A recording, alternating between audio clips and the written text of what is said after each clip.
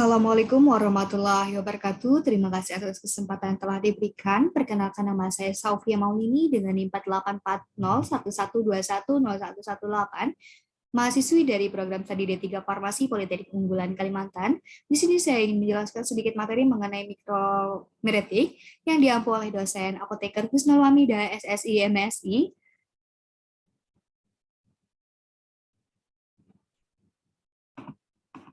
Pertama, yaitu pendahuluan menurut dalam Vale, ilmu partikel dituangkan dalam mikromeretik, yaitu suatu ilmu dan teknologi yang pelajari tentang partikel kecil, terutama mengenai ukuran partikel.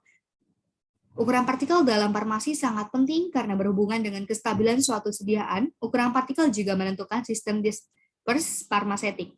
Pembagian sistem disperse berdasarkan ukuran partikel itu sendiri terdapat dalam tabel ini, di mana 0,0005 sampai dengan 0,010 mm itu contohnya seperti suspensi dan emulsi halus, dan 0,010 sampai dengan 0,050 itu contohnya batas atas jarak di bawah ayakan, partikel emulsi kasar, partikel suspensi terflokulasi, 0,050 sampai dengan 0,100 itu contohnya batas bawah ayakan, jarak serbuk halus, 0,150 sampai dengan 1000 itu contohnya jarak serbuk kasar, 1000 sampai dengan 3360 itu contohnya ukuran granul rata-rata. Dan tentunya ukuran partikel ini sangat penting dalam bidang farmasi, yaitu pada luas permukaan dan tegangan antarmuka, karena sifat ini mempengaruhi pada sifat kimia itu contohnya dari aspek termodinamika, dan pada kimia itu dari aspek kelarutan atau ionisasi, serta dalam farmakologi dari suatu obat itu pada efek kerja dari suatu zat. Dan ukuran partikel juga mempengaruhi pelepasan dari bentuk-bentuk sediaan yang sediaan yang diberikan secara oral, topikal, penetral, dan rektal. Ketika secara teknologi, sekarang telah dikenal ukuran-ukuran nanopartikel dan mikropartikel, sehingga mudah mengalami pengantar ke side effect. Ukuran partikel juga mempengaruhi kekompakan tablet, yaitu pada kestabilan emulsi dan suspensi. Dan misalnya ukuran partikel memegang peran dalam laju pengendapan pada sediaan suspensi, sehingga melihat ukuran partikel, maka suspensi juga terbagi menjadi dua, yaitu suspensi flokulasi dan suspensi deflokulasi. Pada tablet dan kapsul, ukuran partikel juga menentukan sifat alir serta pencampuran yang benar dari granul itu. Dan ada beberapa metode yang dapat digunakan dalam menentukan ukuran partikel ini. Yang pertama adalah metode yang paling sederhana, yaitu metode pengayakan. Metode pengayakan adalah alat paling sederhana yang dapat kita lakukan dalam metode untuk mengetahui ukuran partikel, yaitu menggunakan alat atau mesin seperti ayakan memiliki aturan kecepatan dan ukuran ayakan atau mesh tertentu dan telah dikalibrasi. Metode ayakan ini hanya bisa untuk bahan-bahan yang punya ukuran minimal 44 mikrometer atau ayakan dengan nomor 325. Ada beberapa faktor yang mempengaruhi proses pengayakan. Pertama adalah waktu atau lama pengayakan. Biasanya pengayakan dilakukan selama 5 menit. Pengayakan yang terlalu lama dapat membuat sampel jadi pecah karena saling berterhubungan satu dengan yang lainnya, sehingga bisa lolos melalui mes selanjutnya. Jika kurang dari 5 menit, biasanya proses pengayakan akan kurang sempurna.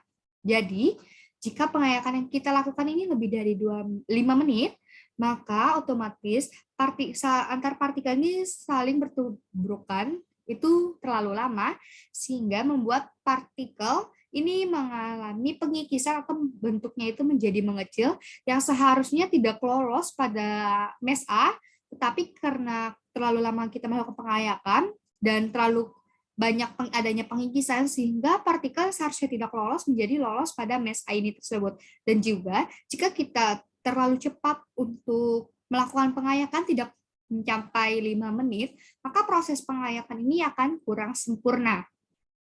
Kedua adalah masa sampel. Jika sampel terlalu banyak, maka sampel sulit terayak. Jika sampel sedikit, maka akan lebih mudah untuk turun dan terayak.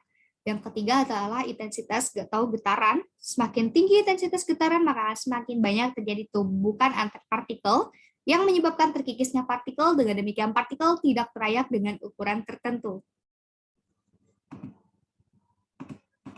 Adapun keuntungan dan kerugian dari metode pengayakan ini yang pertama tentunya adalah sederhana, praktis, mudah dan cepat, dan juga metode pengayakan ini tidak memerlukan orang yang mempunyai keahlian khusus, karena orang seperti biasa atau orang awam pun bisa melakukan metode pengayakan ini. Dan juga dapat diketahui ukuran partikel dari yang kecil sampai dengan yang besar, dan tentunya lebih mudah untuk diamati.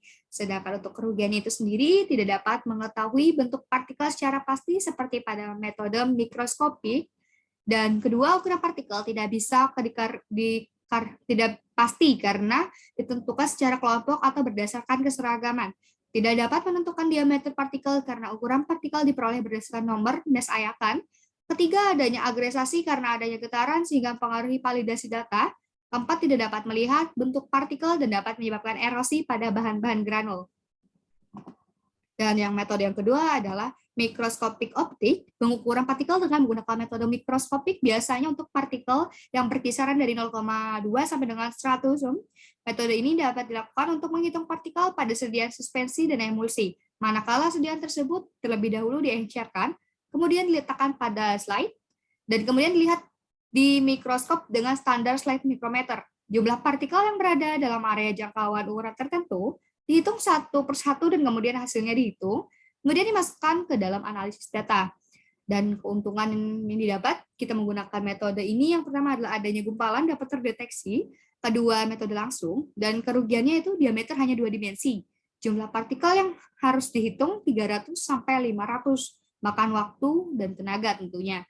Dan ketiga adalah variasi antar operator besar, tetapi dapat diatasi dengan fotomikro, proyeksi, dan scanner otomatis. Yang ketiga adalah sedimentasi atau pengendapan adalah suatu metode yang digunakan untuk mengukur diameter partikel berdasarkan prinsip ketergantungan laju sedimentasi partikel pada ukurannya.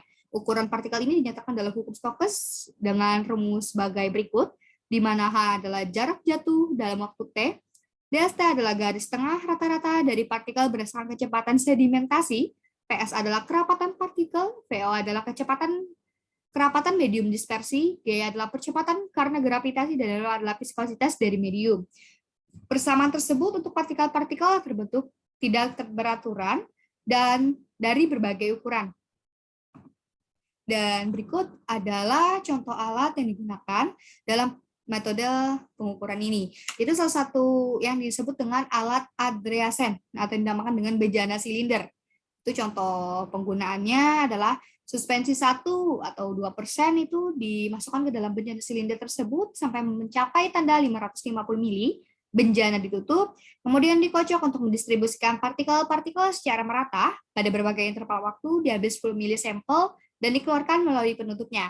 Sampel tersebut diuapkan, ditimbang atau dianalisis dengan metode yang sesuai, garis tengah partikel setiap interval waktu dihitung dari hukum Stokes, di mana H dalam persamaan adalah tinggi dari cairan di atas ujung pipet yang terendah pada waktu tiap sampel dikeluarkan.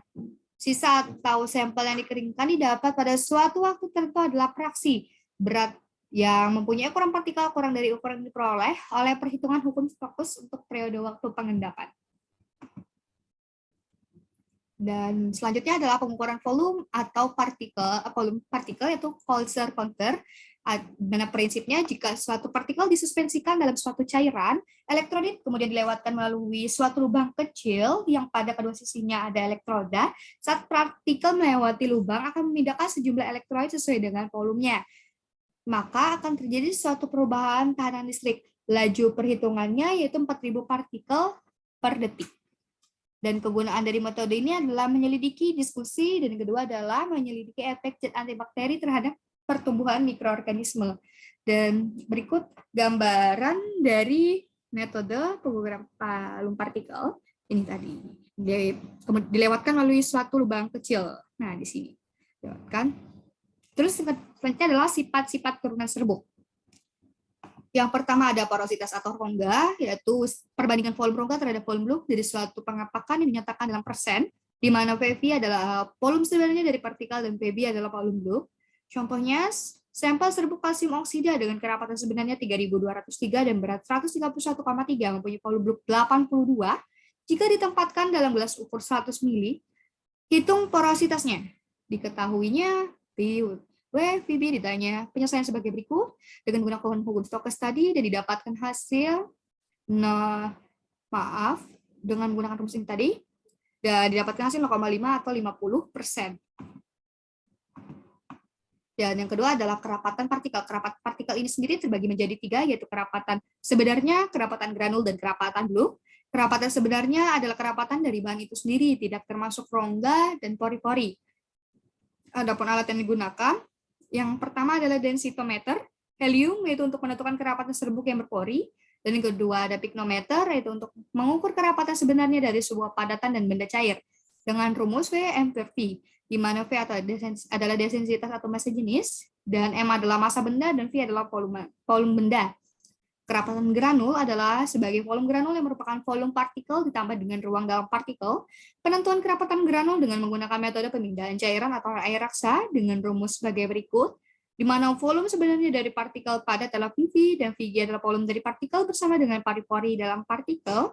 VG adalah kerapatan granul, V adalah kerapatan sebenarnya, dan terakhir adalah kerapatan blue, yaitu massa dari suatu serbuk dibagi menjadi volume blue. Kerapatan blue ini tergantung dari distribusi ukuran partikel, bentuk partikel, dan kohesi antar partikel. Dalam kerapatan blue ini sendiri ada 2 porositas.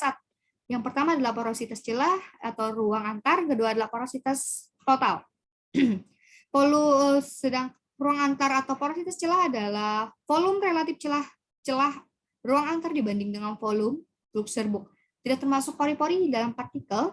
Porositas celah dinyatakan dalam rumus sebagai berikut. Dan porositas total adalah dinyatakan sebagai keseluruhan pori-pori dari celah-celah antar partikel dan pori-pori di dalam partikel. Porositas total dinyatakan dalam rumus sebagai berikut, di mana VV adalah volume blue dan VV adalah volume bahan padat itu sendiri. Mungkin itu saja yang dapat saya sampaikan, kurang lebihnya mohon maaf, dan salah hilap mohon maaf. Wassalamualaikum warahmatullahi wabarakatuh.